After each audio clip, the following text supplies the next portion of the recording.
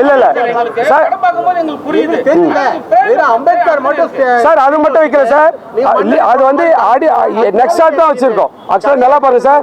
இல்ல சார், இன்னைக்கு ஒவ்வொருத்தனும் 10 கொலை 10 100 200 கொலைன்னு கேஸ வச்சுக்கிட்டு இன்னைக்கு ரவுடின்ற பேர்ல வந்து இன்னைக்கு ஊரை சுத்திட்டு இருக்கானுங்க. எங்க இருக்கு இந்த சட்டம்?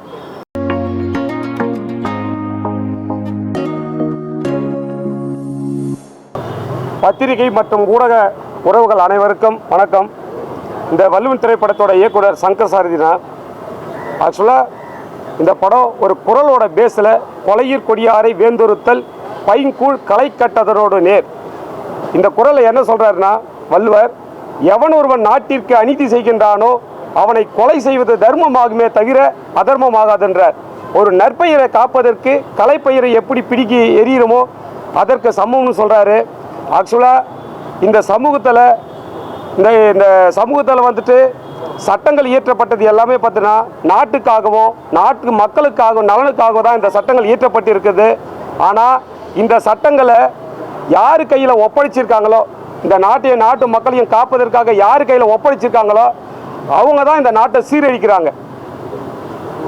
ஆக்சுவலாக இப்போ இருக்கிற சட்டங்கள் பார்த்துருக்கேன்னா நிதி எந்த பக்கம் சாய்கின்றதோ அந்த பக்கம் தான் நீதி சாய்குதுன்ற அடிப்படையில் தான் இன்னைக்கு நடக்கக்கூடிய உண்மை சம்பவத்தை இன்னைக்கு வந்து கருவாக வச்சு நாங்கள் இந்த ஸ்கிரிப்டை வந்து பண்ணியிருக்கேன்.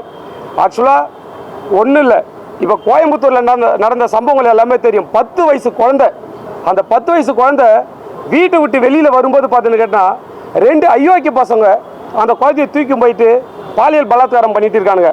ஸோ இது வந்துட்டு அங்கே மட்டும் இல்லை, ஊருக்கு ஊர் இடத்துக்கு இடம் அங்கங்கே நாட்டுக்கு நாடு இந்த பாலியல் குற்றங்கள் வந்து தினம் தினம் நடந்துக்கிட்டே தான் இருக்குது. தினம் தினம் அதை நம்ம பார்த்துக்கிட்டே தான் இருக்கோம். ஸோ எத்தனை சட்டங்கள் கொண்டு வந்தாலும் சரி, இன்றைக்கி வந்து இந்த பாலியல் குற்றங்களை வந்துட்டு இன்றைக்கி குறையிறதே இல்லை, அதிகரிச்சுட்டு தவிர இன்றைக்கி குறையிறதே இல்லை. ஏன்னு கேட்டால் இன்றைக்கி ஒவ்வொரு விஷயங்களையும் இன்றைக்கி நம்ம பார்க்குறோம். அது எல்லாமே பார்த்தா நமக்கெல்லாம் ஒரு செய்தியாக தான் தெரியுது. இங்கே ஒரு சம்பவம் நடந்தது, அங்கே ஒரு சம்பவம் நடக்குது. இந்த ஒவ்வொரு சம்பவம் பார்த்துன்னு கேட்டால் இன்றைக்கி ஒரு நியூஸு செய்தியாக கேட்குறோம். அதுக்கடுத்து ஒரு விஷயம் வருது, அதை மறந்துட்டு இன்னொரு விஷயம் வருது. இப்படி பாஸ் பண்ணிட்டு போயிருக்கோம். ஆனால் ஒரு கிரியேட்டராக என்னால் நிச்சயமாக சொல்கிறேன், இதை கடக்க முடியல. நான் எத்தனையோ ஸ்கிரிப்டுகள் எழுதி வச்சுட்டு இருந்தாலும் என் வீட்டில் ஒரு பெண் புள்ள இருக்குது. அந்த பிள்ளை ஸ்கூலுக்கு போகுது, கடைக்கு போகுது, டியூஷனுக்கு போயிது. அந்த பிள்ளை வீட்டை விட்டு வெளியில் போயிட்டு வீட்டுக்கு வருமானும் போது எவ்வளோ பெரிய அச்சம் வருது. எனக்கு இருக்கிற அச்சம் தான் வீட்டில் பொம்பளைக்குள்ளே இருக்கிற அத்தனை பேருக்குமே வரக்கூடிய ஒரு அச்சம். இன்றைக்கி இந்த இந்த சினிமாவில் வந்துட்டு ஏதோ வந்தோம், 4 குத்துப்பாட்டு போட்டோம், 4 ஃபைட்டு வச்சுன்னு இல்லாமல் இன்றைக்கி கரண்ட்டில் நடக்கக்கூடிய இந்த சம்பவங்களை வந்துட்டு இந்த சமுதாயத்துக்கு கண்டிப்பாக எடுத்து சொல்லணும். ஒரு 10 பேருக்கு வந்துட்டு இது விழிப்புணர்வாக இருக்குன்ற ஒரே காரணத்துக்காக இப்படி ஒரு ஸ்கிரிப்டை பண்ணி வச்சுருக்கேன். ஆனால் இன்றைக்கி கருத்துள்ள இந்த ஸ்கிரிப்டு ஒரு 2 நிமிஷம் டெய்லர் வெளியிட்டு இருக்கேன். இதில் பார்த்துன்னு கேட்டிங்கன்னா அம்பேத்கர் மேலே வந்து மண்ணள்ளி போடுற மாதிரி ஒரு காட்சியாக தெரியுதுன்னு சொல்லிட்டு இந்த படத்தை வந்து பேன் பண்ணுறதுக்காக சில சமூக விரோதிகள் சில சம்மந்தப்பட்டவங்க வந்து என்னன்னு கேட்டால் அம்பேத்கருடைய விஷயங்கள் எது கிடைக்குன்னு சொல்லி பார்த்துட்டு இன்றைக்கி வந்து அரசியல் பண்ணிட்டு இருக்காங்க. ஓகேவா? இந்த அரசியலில் பார்த்துட்டு கேட்டால் இன்னைக்கு கமிஷனர் ஆஃபீஸ்லையும் டிஜிபி அலுவலகத்திலையும் போயிட்டு என் மேலேயும் ப்ரொடியூசர் மேலேயும் இந்த படத்து மேலே வந்துட்டு இதை வந்து வெளிவரக்கூடாதுன்னு சொல்லிட்டு இன்னைக்கு கம்ப்ளைண்ட் கொடுத்து ஏகப்பட்ட பிரச்சனைகள் உருவாக்கி எங்களை வந்து மன உளைச்சலுக்கு ஆளாக இருக்காங்க. ஆக்சுவலாக இந்த படத்தை இப்போ நீங்கள் பார்த்துருக்கீங்க, இதில் ஏதாவது குறைகள் இருக்கா? ஏதாவது இருக்கா? நல்ல வழியில் இயற்றப்பட்ட, அதாவது அம்பேத்கர் என்ன சொல்கிறாரு, தப்பு பணம் தப்பிக்கக்கூடாது, அப்பாவிகள் தண்டிக்கக்கூடாது. ஆனால் இன்றைக்கி எங்கே நடக்குது? இன்றைக்கி ஒவ்வொருத்தனும் 10 கொலை 100 200 கொலைன்னு கேஸை வச்சுக்கிட்டு இன்றைக்கி ரவுடின்ற பேரில் வந்து இன்றைக்கி ஊரை சுற்றிட்டு இருக்கானுங்க. எங்கே இருக்குது இந்த சட்டம்? ஒரு முறை தப்பு பண்ணானா அவனுக்கு இந்த சட்டம் சரியான முறையில் வந்து தண்டனை கொடுத்துன்னு கேட்டால் அடுத்தவன் தப்பு பண்ணுறதுக்கு பயப்படணும். ஆனால் இன்றைக்கி எவன் பயப்படுறான்? இன்றைக்கி சட்டம் சரியில்லாதனால குற்றங்கள் அளவுக்கு அதிகமாக வளர்ந்துக்கிட்டு இருக்குது. இந்த மாதிரி ஒரு விஷயத்தில் ஒரு குடும்பம் பாதிக்கப்பட்ட உண்மை சம்பவத்தினுடைய அடிப்படையில் தான் இந்த ஒரு கதையை பண்ணியிருக்கேன். ஆனால் இந்த படத்தை வந்து தடுக்கிறதுக்காக சில சமூக விரோதிகள், எல்லா அட்வொகேட்டும் சில அட்வொகேட்டுகள் இந்த படத்தை வந்துட்டு பேன் பண்ணுறதுக்காக என்னென்னவோ ட்ரை பண்ணி என்னென்னவோ பண்ணிட்டு இருக்காங்க. தயவுசெய்து சொல்கிறேன், எந்த ஒரு விஷயத்தையும் 2 நிமிஷம் ட்ரெய்லரை பார்த்துட்டு ஒருத்தவங்களுடைய வாழ்க்கையை சீரழிக்காதீங்க. நாங்கள்லாம் எவ்வளோ கஷ்டப்பட்டு இந்த படத்தை கொண்டு வந்திருக்கோம். வாழ்க்கை 20 வருஷம் போராடிட்டு இருக்கோம் இந்த சினிமாவில் வந்துட்டு. ஒரு நல்ல கருத்தை தான் வந்து எடுத்து சொல்கிறோம் வந்துட்டு, புரியுதா? இது எல்லாருக்கும் ஏன் வீட்டு இல்லை, ஏன் ஒவ்வொரு வீட்லேயும் ஒரு பெண் பிள்ளைங்க இருக்குது. இன்றைக்கி எங்கேயோ நடக்கிற சம்பவம் நம்ம வீட்டில் நடந்தால் யோசனை பண்ணி பாருங்கள், யோசிச்சு பாருங்கள் எவ்வளோ பெரிய வலி. நமக்கெல்லாம் கேள்வி 2 நாளாக கடந்துட்டோம். பாதிக்கப்பட்டனுடைய குடும்பத்துடைய நிலைமை யோசனை பண்ணி பாருங்கள். ஒவ்வொருத்தரும் வாழ்நாள் ஃபுல்லாக அந்த குடும்பத்தோட வலி அப்படி இருக்கும். இன்றைக்கி சட்டம் சரியில்லை, அதை கையாளணும் சரியில்லை. இன்றைக்கி எல்லாம் மிஸ்யூஸ் பண்ணி காசு பணத்துக்காக சட்டத்தையே மிஸ்யூஸ் பண்ணி இன்றைக்கி வந்துட்டு இன்றைக்கி தவறுதலாக நடந்துக்கிட்டு இந்த நாட்டை சீரழிச்சிட்டு இருக்காங்க. அப்படியாப்பட்ட சமூக விரோதிகளுக்காக ஒரு படம் பண்ணியிருக்கோம். பயம் இல்லை, தைரியமாக பண்ணியிருக்கேன். தப்பை சொல்கிறதுக்காக சினிமா என்ற ஆயுதம் தான் பெரிய ஆயுதம். அந்த ஆயுதத்தை வந்து நான் கையாண்டுக்கிட்டு இருக்கேன். ஓகேவா? கண்டிப்பாக நீங்கள் எல்லாம் இந்த மீடியாக்கள் எல்லாம் இந்த படத்தை பார்த்துருப்பீங்க. கண்டிப்பாக சொல்கிறேன், இதில் நல்ல விஷயங்கள் இருந்ததுன்னா தயவுசெய்து சொல்கிறேன், அதை கொண்டு போயிட்டு மக்கள் மத்தியில் கொண்டு போய் சேருங்க. குறைகள் இருந்தாலும் சொல்லுங்கள், கண்டிப்பாக சரி பண்ணிக்கிறோம். நான் புது இயக்குனர், எல்லா டீம் பார்த்துக்கிட்ட புது ப்ரொடியூசர், நடிகர் வந்துட்டு இவர் 4-5 படங்கள் நடிச்சுட்டு இருந்தாலும் சரி, இந்த படத்துக்கு ஒரு புதுமையாக தான் வந்திருக்காரு. எல்லாமே இந்த படத்துக்கு சப்போர்ட் பண்ணியிருக்காங்க. மியூசிக் டைரக்டரு, கேமராமேன், என் ஓல் டீம்ஸ் வந்துட்டு எல்லாமே இது அப்பா அம்மா எல்லாமே இருக்காங்க. எங்கேயோ வந்து பெங்களூரில் வந்துட்டு கொசு கடியில் படுத்துக்கிட்டு அவ்வளோ கஷ்டப்பட்டு இருக்காங்க இந்த படத்துக்காக. தயவுசெய்து சொல்கிறேன், ஊடக உறவுகள் அனைவருக்கும் சொல்கிறேன், இந்த படத்தை கொண்டு போயிட்டு நல்லபடியாக சேர்த்து எங்களை வாழ வைக்க சொல்லி பணிவோடு கேட்குறேன். நன்றி. இப்போ திருக்குறளை இழிவுபடுத்துறதா சொல்லி கடந்த வாரம் இந்த படத்தின் தயாரிப்பாளர் மற்றும் இயக்குனர் புகார் கொடுத்துருக்காங்க. அது நடவடிக்கை என்ன ஆச்சு? ஆக்சுவலாக கம்ப்ளைண்ட் கொடுத்துருக்காங்க, மேலே கம்ப்ளைண்ட் கொடுத்துருக்காங்க. எங்களை வந்து விசாரித்தாங்க, கால் பண்ணாங்க, பேசுனாங்க. இல்லை சார், அந்த மாதிரி விஷயம் இல்லை. பாதிக்கப்பட்டவங்க யாரோ சொல்லுங்கள் சார். அதாவது அந்த ஷார்ட்ஸை பார்த்து பாதிக்கப்பட்டவங்க கிட்ட வந்து புகார் யார் கொடுத்துருக்காங்களோ அவங்க கண்டிப்பாக வரட்டும் சார். அவங்களுக்கு நான் இந்த படத்தை போட்டு காட்டுறேன். அதில் ஏதாவது குறைகள் இருந்தால் அதுக்கப்புறமேட்டு என் மேலே என்ன சட்டப்பூர்வமாக நடவடிக்கை எடுக்கணும்னு சொல்லிட்டு நாங்கள் வந்து பதில் கூறியிருக்கோம். இன்றைக்கி படம் வந்து ரொம்ப கஷ்டப்பட்டு இன்றைக்கி பண்ணியிருக்கோம். ரெண்டாவது இன்னொரு விஷயம் என்னன்னு கேட்டால், சென்சார் வந்து அப்ளை ஆகி ஓகே ஆகி சர்டிஃபிகேட் வாங்கிட்டு வந்திருக்கோம். ஸோ எந்த ஒரு விஷயமா இருந்தாலும் வந்துட்டு அங்கேயே வந்து துண்டிக்கப்படக்கூடிய விஷயம் வந்துட்டு. ஸோ இது 2 நிமிஷத்தில் வந்துட்டு ஒரு கதையை முடிவு பண்ணக்கூடாதுன்றது நாங்கள் வந்து அங்கே வந்து முறையிட்டு இன்றைக்கி இந்த படத்தை வந்து கண்டிப்பாக ரிலீஸ் ஆகாமல் விட்டால் பெரிய பாதிப்புன்னு சொல்லி இந்த படத்தை ரிலீஸ் பண்ணி வாங்கியிருக்கோம். இதை திரும்ப போயிட்டு இப்போ அந்த பிரச்சனை வந்து சால்வ் பண்ணக்கூடிய விஷயங்கள் வந்து ப்ராசஸிங்கில் தான் இருக்குது. அதுக்கு உண்டான பதிலை போயிட்டு நாங்கள் நாளை மறுநாள் போய் மீட் பண்ணக்கூடிய நிலைமையிலே இருக்குது சார். குறிப்பாக வந்து வழக்கறிஞர்கள் குறிப்பாக அவங்க மேலே புகார் கொடுத்துருக்காங்க. ஆமாம், நீதிமன்றத்தையே வந்து அவமதித்ததாக புகார் கொடுத்துருக்காங்க சார். ஆக்சுவலாக அம்பேத்கர் என்ன தெரியுமா சொல்கிறாரு, எவன் ஒருவன் சமூகத்தின் மீது அக்கறை இல்லாமல் படிக்கின்றானோ அவனே சட்ட துரோகின்றார். இந்த சமூகத்தின் மீது அக்கறை இல்லாமல் எவன் படிக்கின்றானோ அவனே இந்த நாட்டுக்கு துரோகின்றார்.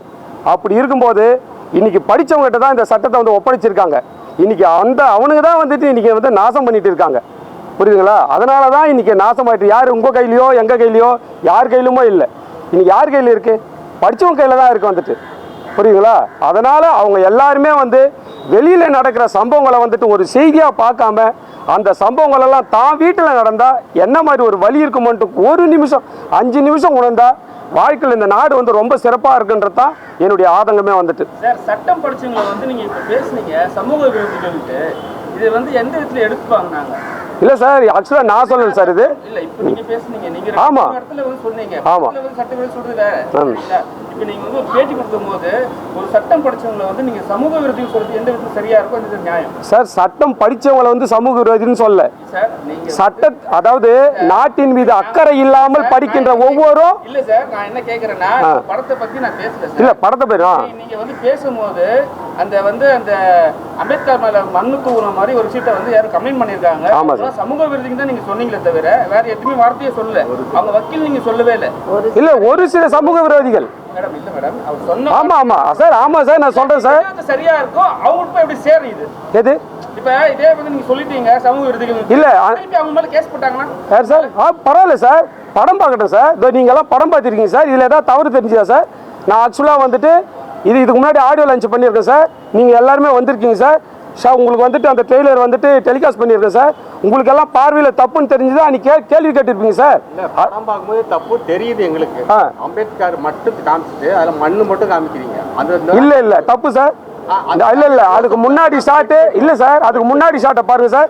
நான் வந்து ரீகால்குலேஷன் பண்ணி பார்க்கறேன். முன்னாடி ஷாட் பாருங்க. ஆக்சுவலா ஒரு தனி ஷாட். ஆமா சார், அம்பேத்கர் தனியா தெரியுது, மண்ணு மட்டும் தெரியுது. அது தப்பான இது. எனக்கே என்ன படம் பார்ப்போம் ஏன் இந்த மாதிரி சார். சார் ஒரு விஷயம், இன்னைக்கு நம்ம தமிழ்நாட்டுல கலாச்சாரம் இல்ல ஒரு நிமிஷம் ஒரு நிமிஷம் இல்ல ஒரு நிமிஷம் பாதிக்கப்பட்டிருந்தாங்க. இல்ல சார், அம்பேத்கர் மட்டும் சார் அது மட்டும் வைக்கல சார். அது வந்து நெக்ஸ்ட் ஷாட் தான் வச்சிருக்கோம். ஆக்சுவலா நல்லா பாருங்க சார். இல்ல சார் இருக்கு சார், சட்டத்தை இயற்றப்பட்ட அவருடைய பார்வையில தான் சார் இந்த அநீதி நடக்குது சார். சார் அவர் சட்ட கடவுள் சார் அவரு. சார் ஆக்சுவலா என்னன்னு கேட்டீங்கன்னா சட்டமே படம் பண்ணிருக்க எல்லாம் படித்து இருப்பானுங்க சார். சார் ஒரு விஷயம் சார், இன்னொரு விஷயம் சொல்றேன். கேஸ் போட்டுருக்காருன்னா அம்பேத்கர் மேல என் மண்ணை போட்டு மண்ணை போடல சார். அம்பேத்கர் மேல மண்ணு இல்ல சார். நல்லா பாருங்க சார். வந்துட்டு அம்பேத்கர் மேல இல்ல சார், முன்னாடி உங்களுக்கு அம்பேத்கர் மேல மண் இல்ல சார். படமாக எங்களுக்கு தெரியாதா சார்? பாருங்க சார், இன்னொரு விஷயம் முக்கியமான விஷயம் என்னன்னு கேட்டா, நம்ம தமிழ்நாட்டுடைய கலாச்சாரம் ஒண்ணு இருக்கு sir. Sir sir please sir, இருக்கு சார், ஒரு நிமிஷம் கேளுங்க சார். நம்ம கலாச்சாரத்துல ஒரு விஷயம் இருக்கு. சின்ன படம் எடுக்கிறீங்க. ஆமா சார், வெளிவரதுக்கு ட்ரை பண்ணாம இந்த சீனை வச்சுக்கிட்டு அதுதான் சார் வழி சார். அவர் நல்லபடியா எழுதப்பட்ட சட்டத்தை அவருடைய பார்வையில் அநீதியா நடக்குது சார். அவரு தான் சார் அதுக்கு தண்டனை கொடுக்கணும். சட்ட கடவுள் சார் அவரு. நீங்க ரூல்ஸ் ஃபாலோ பண்றீங்களா? அம்பேத்கர் பண்ண ரூல்ஸ் எல்லாம் இருக்கு. அதெல்லாம் அவருடைய பார்வையில் நடக்குது சார். வந்துட்டாரு அப்படி இல்ல சார், சட்டத்தை ஃபாலோ பண்றவன் தான் சட்டத்தை ஆக்சுவலா சார் பதில் சொல்றேன் இருங்க சார், ஒரு நிமிஷம் பதில் சொல்றேன் இருங்க. ஆக்சுவலா இங்க பாருங்க. இல்ல சார், சார் ஒரு நிமிஷம், சின்ன விஷயம், ஒரு நிமிஷம் இங்க பாருங்க. நம்மளுடைய தமிழ் கலாச்சாரத்துல ஒரு விஷயம் இருக்கு. ஆக்சுவலா அவர் வந்து நான் கடவுளா தான் பாக்குறேன். சட்டம் மேத கடவுள். அவரை வந்து குறை சொல்றதுக்கெல்லாம் நமக்கெல்லாம் வந்து அருகதையா இல்லை. அவர் வந்து கடவுள். அவரு எல்லாருக்கும் நலனை வந்து பண்ணிட்டு போயிடுற சட்டத்தை ஏற்றினாரா சாதாரணமான விஷயம் இல்லை. அப்படியாப்பட்ட கடவுள் வந்துட்டு ஆக்சுவலா ஒரு சமுதாயத்தில் ஒரு விஷயம் இருக்கு. நம்ம குடும்பத்துல நம்மளை யாராவது வந்துட்டு ஏமாத்திட்டாவோ மன வருத்தத்தை உண்டாக்கிட்டாலோ ஆக்சுவலாக என்ன பண்ணுவாங்க தெரியுமா? கோவிலுக்கு போவாங்க. நம்மளால ஒருத்தவங்க வந்து எதிர்க்க முடியலன்னா தன்னுடைய வலிகளுடைய வேதனைகளை எங்கே தெரியுமா போய் கொட்டுவாங்க? கோவிலில் போய் சாமிக்கு முன்னாடி என்ன பண்ணுவாங்க தெரியுமா? மண்ணை அள்ளி நீங்கள்லாம் நாசமாக போய்ன்னு கொட்டுவாங்க. கடவுளை தூட்டத்தில்லை. இவங்களை எதிர்க்கக்கூடிய சக்தி வந்து எனக்கு இல்லை. கடவுளே நீ தான் இவங்களை பார்த்துக்கணும் அப்படின்ட்டு தன்னுடைய வேதனை வலிகளை வந்து கொட்டிட்டு போவாங்க. இது ஒவ்வொரு வில்லேஜ்லேயும் கலாச்சாரமாக இன்றைக்கி நடந்துட்டு இருக்கிற விஷயம் சார். இது இந்த அடிப்படையில் தான் அவருடைய முன்னிலையில் இப்படி ஒரு அநீதி நடக்கும்போது கடவுளாக நீ தான் இதுக்கு ஒரு தண்டனை கொடுக்கின்ற ஒரு பெண்ணோட வழியை தான் நான் வந்துட்டு அங்கே பண்ணியிருக்கேனே தவிர அவர் மேலே கொண்டு போயிட்டு இதை வந்து மண்ணள்ளி போகிறது முன்னாடி பார்க்கலாம். நீங்கள் அக்குறம் பண்ண நீங்கள்லாம் நாசமாக போயிட்டா அந்த அம்மா வந்து ஒரு ஒயிட்டில் தான் வச்சுருப்பேன். புரியுங்களா? இன்டர்கேட்டில் என்னன்னு கேட்டினா அந்த நீ பார்வை, நீ தான் கடவுள். இந்த மாதிரி நடக்கிற இவங்களுக்கெல்லாம் தண்டனை நீ தான் கொடுக்கணும். அந்த எண்ணத்தில் தான் நான் வச்சிருக்கேன் தவிர வந்துட்டு அவரை வந்து ஒரு துளி கூட சொல்கிற இதில் வந்து இல்லை சார். சார் இப்போ ஆட்சி மாற்றம் நடந்துச்சு. நீங்கள் ஒரு பேட்டி கொடுத்தீங்க, இப்போ பேசுனீங்க. என்ன பேசுனீங்கன்னா இது வரைக்கும் நான் இன்னைக்கு வரைக்கும் வந்து ஒரு விஷயம் நடந்தே இருக்கு, குற்றங்கள் நடந்தே இருக்கு, எந்த ஆட்சியாளரும் எந்த ஒரு அதிகாரமும் சரியில்லைன்றீங்க. சரிங்களா? இப்போ வந்து டிவிக்கு நண்பர்கள்லாம் ஏதாவது ஒரு கிஃப்ட் போட்டாலும் சரி, ஒரு ஹீரோவை ஏதாவது வந்து விஜய்க்கு சப்போர்ட் பண்ணாலும் சரி, பண்ணலனாலும் சரி, சரியா போட்ட உடனே அடின்னு அடிக்கிறாங்க. நீங்கள் எப்படி இது வந்து தாங்குவீங்க? ஏன்னா இப்போ வந்து நீங்கள் என்ன சொல்லியிருக்கீங்கன்னா எந்த சட்டமும் சரியில்லை, எந்த அதிகாரம் சரியில்லைன்னு இருக்கீங்க. இப்போ எல்லாம் புதுசாக மாறிட்டாங்க. எப்படி சார்? எப்படி மாறிட்டாங்க சார்? இல்லை இல்லை, எப்படி மாறிட்டாங்க? அப்படியெல்லாம் இல்லை. ஆட்சி மாறிட்டாங்க சொல்றேன். ஆட்சி மாறிட்டாங்க. ஆனா வந்து இந்த அநியாயங்கள் மாறலையே, சரி அநீதிகள் மாறலையே. இப்ப சிங்கப்பெண் படை ஒன்று ஆரம்பிச்சிருக்காங்க. எது சார்? நல்ல விஷயம் சார். இன்னைக்கு விஜய் அவர்கள் வந்து சிங்கப்பெண் திட்டத்தை உருவாக்கி இருக்காரு. நல்ல விஷயம். பெண்களுக்கு பாதுகாப்பு உண்டான விஷயங்களை பண்ணியிருக்காரு. ஆக்சுவலாக அவருடைய படங்களை எல்லாம் பார்த்துருக்கேன்னா பெண்களுடைய விழிப்புணர்வுக்காக அவ்வளோ விஷயங்களை வந்து எடுத்து சொல்லியிருக்காரு. இன்னைக்கு அவர் முதலமைச்சர் ஆகியிருக்காரு. கண்டிப்பாக பெண்களுக்கு உண்டான பாதுகாப்பை வந்து அவர் கொண்டு வருவார். வெறும் சட்டமாக மட்டும் இல்லாமல் அதை வந்து நிலைப்படுத்தி பெண்களுக்கு உண்டான பாதுகாப்பு கொடுப்பார் என்ற நம்பிக்கை எனக்கு இருக்கு சார். ஆக்சுவலா இந்த படம் சார், இந்த படம் வந்து நேத்தோ முதலமைச்சர் சார் விஜய் சார் முதலமைச்சர் ஆனதுக்கு அப்புறம் எடுத்த படம் கிடையாது. இல்ல நம்ம கஷ்டத்துல நம்ம வந்து ரொம்ப இந்த பெண் கொடுமையை வந்து ரொம்ப அனுபவிச்சுட்டு இருந்த காலகட்டத்தில் எடுத்த படம் இது. இப்போ முதலமைச்சர் ஆனதுக்கு அப்புறம் இது ரிலீஸ் பண்ணியிருக்கோம். இப்போ எங்களுக்கும் ஒரு நம்பிக்கையாக தான் இருக்கும். விஜய் சார் வந்திருக்காரு, சிங்கப்பெண் திட்டம் வந்திருக்கு. கண்டிப்பாக அவர் எங்கள் பெண்களை பாதுகாக்கிறதுக்கான ரொம்ப ரொம்ப நடவடிக்கைகள்லாம் எடுத்துகிட்டு தான் இருக்காரு. இப்போ இந்த படம் ரிலீஸ் ஆனதுக்கும் இதை விஜய் சாரே இந்த படத்தை பார்த்தாலும் கண்டிப்பாக எங்களை பாராட்ட தான் செய்வார்.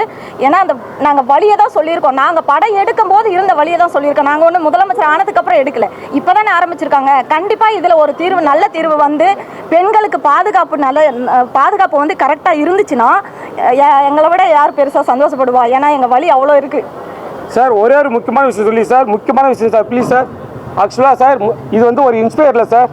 சார் வந்தவாசி பக்கத்தில் நல்லூர்னு ஒரு கிராமம் சார். ஏன் இந்த வழி வந்துச்சுன்னா 21 வயசு பையன் சார், ஃப்ரெண்டுக்கு சார் 4 பேர் சேர்ந்து போனானுங்க, கடன் கொடுத்துருக்கான் ஃப்ரெண்டுக்கு. அந்த கடனை கேட்டதுக்காக என்ன பண்ணாங்க தெரியுமா சார்? 4 பேர் சேர்ந்து கொண்டு போயிட்டு சாராயத்தை ஊற்றி அவனை கண்டமாக வெட்டி எரிச்சிட்டானுங்க சார். எரிச்சிட்டு ஸ்ப்ரெட் பண்ணிட்டாங்க சார் பாடியை வந்துட்டு. இது நடந்த சம்பவம் கூகுளில் சர்ச் பண்ணி பாருங்கள். இன்றைக்கி அந்த மாதிரி பண்ணவங்கெல்லாம் இன்றைக்கி தண்டனைக்கு போயிட்டு இன்றைக்கி வெளியே வந்து சுற்றிட்டு இருக்கானுங்க சார். ஆனால் அந்த குடும்பம் இருக்கு இல்லையா, பாதிக்கப்பட்ட குடும்பம் இருக்கு இல்லையா, அந்த குடும்பம் அவங்களுக்கு தண்டனை வாங்கி கொடுக்கறதுக்காக தன் சொத்துக்கள் எல்லாம் இழந்து அவங்களோட போராட முடியாமல் இன்றைக்கி வரைக்கும் பைத்தியம் முடிச்சு இன்றைக்கி வந்து நிற்கிறாங்க சார் ரோட்டில். சார் இது உண்மையோட சம்பவம் சார். வந்து கூகுளில் சர்ச் பண்ணி பாருங்கள் சார். வந்துட்டு அப்போது இந்த சமுதாயத்தில் வந்து எதிர்த்து போராட முடியலன்னா அப்போ பாதிக்கப்பட்டவருடைய நிலைமையை கொஞ்சம் யோசனை பண்ணி பாருங்கள் சார். இது என் குடும்பத்தில், என் உறவில், என் சித்தப்பா போய் நடந்த ஒரு உண்மை சம்பவம் சார். இந்த அடிப்படையில் தான் சார் என்னுடைய ஃபீலை வந்து நான் இந்த படத்தை வந்துட்டு எடுத்து சொல்லியிருக்கேன். அந்த பாதிப்பு தான் சார், உண்மை சம்பவத்தோட அடிப்படையில் தான் சார் இந்த ஸ்கிரிப்டை நான் பண்ணியிருக்கேன்.